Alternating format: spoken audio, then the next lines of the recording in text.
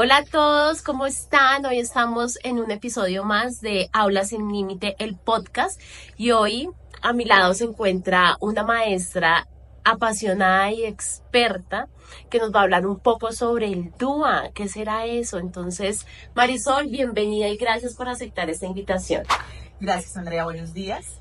Gracias por esta invitación tan especial. Definitivamente es muy importante hablar sobre el diseño universal para el aprendizaje. Es un diseño, es un enfoque pedagógico que nos invita a que la educación sea inclusiva, a que veamos la diversidad de estudiantes que tenemos en un aula y que brindemos una educación de calidad. Oye, Marisol, ahorita un poco antes de iniciar, tú me estabas contando una historia sensacional sobre Mateo y me dijiste y me mencionaste unos principios. Sí, mira, los principios. Eso es importante hablar sobre el DUA porque la base del diseño universal son esos principios que son la representación, la implicación y la acción y expresión. ¿Sí? Son fundamentales saber que ellos están implícitos dentro del diseño universal. Entonces, bueno, vamos a hablar de este chico que yo aquí lo llamo Mateo. Es un estudiante que tuve con dislexia. Es un estudiante que se frustraba ante una lectura porque no lo podía realizar eficazmente, no se enredaba al escribir. Entonces, nuestra experiencia como docente nos lleva a decir que es una dislexia, ¿sí? Pero obviamente nosotros tenemos que estar de la mano con la parte médica, remitirlos a EPS para que sean ellos los expertos, los especialistas, quienes verifiquen este diagnóstico. Sin embargo, allí es donde entran los principios del DUA. Empezamos con una representación en la cual el docente debe hacer la valoración pedagógica.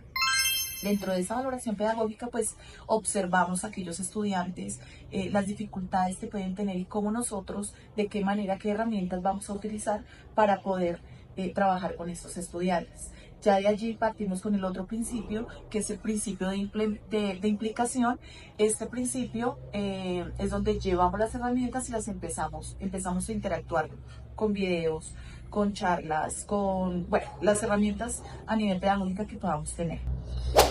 Ya después viene el otro principio, ¿sí? Que es el que tú de pronto me preguntabas, cómo podría de pronto, cómo lo abordé con Mateo en la dislexia, ¿sí? Ese es el principio que tú me preguntabas y es el de acción y expresión, en donde ya yo busco múltiples formas para que Mateo pueda expresar y pueda abordar esos aprendizajes, ya sea escribiendo o ya sea por medio también de un video que él quiera realizar, bueno, múltiples formas de las cuales él se va a amparar pues para poder llevar a cabo esos o podernos explicar lo que aprendió. Marisol, escuchándote un poco acá, yo decía, o sea, yo creo que yo tuve dislexia, o muchos compañeros míos tuvieron dislexia, pero siento que hasta ahorita es cuando se le está tomando como ese valor agregado, esa importancia, porque pues en mi salón se veía que no sabían escribir, no sabían de pronto leer, comprender, pero siempre había un mismo método para todos. Y escuchándote a ti veo que te encargas de que cada estudiante, entendiendo que es un mundo diferente, que son mentes neurodivergentes, o sea, tú diseñas tu clase, hoy vas a enseñar, no sé, yo no tengo ni idea, pero de pronto vas a hablar de los seres vivos. ¿Cómo haces? Bueno, sí, claro, yo diseño mi clase, la preparo para todos mis estudiantes, ¿cierto? Porque es un diseño, como su nombre lo dice, universal. Pero sé que dentro de mi aula, pues hay lo que tú dices, mundos diferentes y formas de aprender diferentes. Entonces sé que ya dentro de esa valoración pedagógica, en la representación, en el momento de ese principio de representación inicial, pues hice mi valoración pedagógica y sé que a este estudiante, bueno, yo tengo la preparo con videos, la preparo también con un cuento, en donde cada estudiante va a adquirir ese conocimiento, voy a orientarlos hacia ese conocimiento. Oye, Marisol, lo que dices es muy interesante porque, o sea, los chicos tienen múltiples formas y múltiples salidas para aprender, ¿cierto? Y te estoy hablando de cuando yo estaba en mi colegio, que era una escuela, pues solo había una única forma. Entonces, Ahí es donde realmente, tenemos que ver el principio de la implicación. Lo que estás ¿sí? haciendo, Marisol, es algo muy valioso. Y bueno, yo quisiera saber un poco cómo te diste cuenta que este chico tenía dislexia.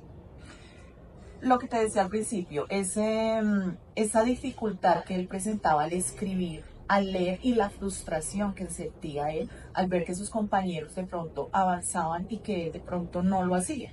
Y pues obviamente esa frustración es, nosotros como docentes, pues ahí es donde evidenciamos, bueno, él tiene una dificultad aquí en su escritura, sabemos que si a él le hacemos una prueba oral, la responde bien. ¿Sí? Pero en el momento de transmitirlo a una hoja o al poderlo de pronto, eh, no sé, procesar de pronto con su compañero se le dificulta. ¿Sí? Cuando se le pone un trabajo escrito, una exposición, una cartelera, en el momento en que él va a escribir, se le dificulta, ¿sí? O al leer. Entonces es ahí cuando nosotros, y hay diferentes, digamos, Como dificultades en el trastornos, que son aprendizaje, trastornos en el desarrollo. trastornos del aprendizaje que hay diferentes, y pues te estoy hablando de uno nada más. Bueno, Marisol, después de escucharte, días anteriores estaba leyendo un artículo sobre la importancia que tiene hoy la neurociencia en los temas del aprendizaje. ¿Cómo relacionar la neurociencia en ese DUA? Sí, Andrea, mira, es tan importante que nosotros los docentes nos preocupemos por aprender mucho más sobre el cerebro. O sea, el cerebro de todos es diferente, ¿sí? Pero tenemos unas redes de aprendizaje, ¿sí? Unas redes que son las redes del reconocimiento. La red de reconocimiento que es la que nos dice qué es el aprendizaje. La red estratégica que es la que nos dice todo el cómo del aprendizaje, y las redes afectivas que es el que nos dice el porqué del aprendizaje. Entonces es tan importante valorar esta parte de la neurociencia. El cerebro es, mira, yo lo relaciono con el corazón del aprendizaje. Definitivamente para mí eso sería como yo relacionaría el cerebro. Escuchándote es tan importante que es esa, como tú lo mencionas, que es el corazón, ¿no? O sea, es eso que se cuida, que se estudia, que está esa parte afectiva de cómo estoy, ¿cierto? De si yo estoy hoy triste, si yo estoy feliz, si yo tengo rabia, ¿cómo infiere eso en que aprendamos o no? Y a veces no nos interesa, porque a veces como estudiantes, yo me acuerdo que el profesor llegaba, dictaba su clase, muchas veces ni saludaban, y no me importa lo que está pasando allá con Andrea, con Marisol, con Sofía. Entonces, de verdad que muchas gracias por todo esto que nos estás enseñando, y quisiera que en este momento de pronto compartieras a todos esos profes que hoy nos están viendo, que están apasionados y que están, de pronto es la primera vez que escuchan sobre el DUA, de pronto qué herramientas, qué consejos les darías a ellos para implementar sobre el DUA. Bueno, mi consejo principal, la cualificación pedagógica. Definitivamente nosotros tenemos que estar en constante aprendizaje, compartiendo con nuestros colegas las diferentes experiencias pedagógicas que encontramos en el aula, que de allí aprendemos y de allí también observamos y hacemos valoraciones pedagógicas que podemos enfocar hacia nuestra práctica docente de una manera eficaz y brindando una calidad educativa buena para nuestros estudiantes, que sea una educación inclusiva.